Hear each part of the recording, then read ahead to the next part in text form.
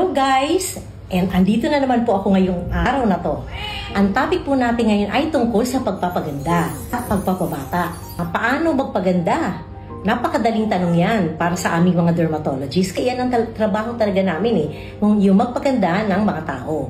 Ngayon, ang problema kadalasan na na-encounter ko, yung mga nagkakaedad na. Siyempre kung nagkakaedad ka na, bumabagsak na yung eyelid mo, yung eye bags mo, lumulobo na. Tsaka pag tumatanda ka rin, bumabagsak yung pisngi mo. Bumabagsak na yung mga fats mo from here to there. At kuminsan naman lumalalim yung mga balat mo kasi nga nawawalan ka ng natural fats. As we grow older, all this gradually disappears, no? Your hyaluronic acid, your collagen, and your fats. Kaya hindi lang yun, kapag ikaw ay tumatanda, yung buto mo din na nagsusupport ng face mo, ng facial structures mo, ay numinipis.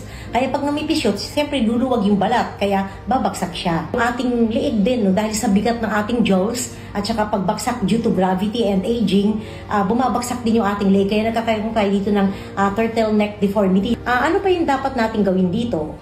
Kapag alam mo na ang problema ng isang tao ay yung bony prominence, then you can fill up the depressions, yung mga lumalim na lugar dyan. Pwede mong fill up ng fillers, no?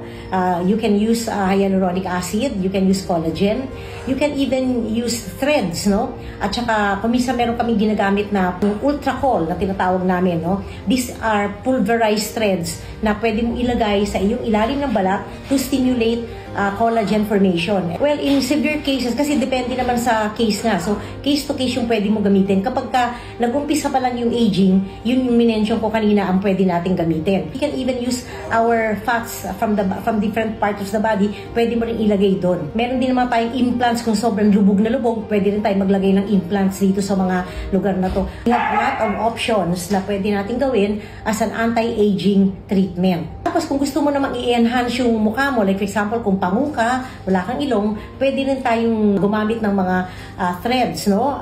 Recently, nag-training ako dun sa threads na ginagamit from Korea na napakaganda talaga ng epekto sa ilong niya, no? Ng isang pasyente na walang bridge. Tapos pwede rin tayong gumamit ng filler injections again, yung hyaluronic acid, and also threads. Or kung gusto mo ng more permanent, kasi yung minensyon ko kanina, they are not permanent. No? So, you have to repeat it every 2 years. Sabi kong permanent, surgical. Yung mga surgical procedures, they can last a lifetime. Ang facial treatment naman, if you have a lot of pimples, then you can do facial treatments para maging malinis, walang butlig-butlig, walang umbok-umbok, walang mga nana-nana.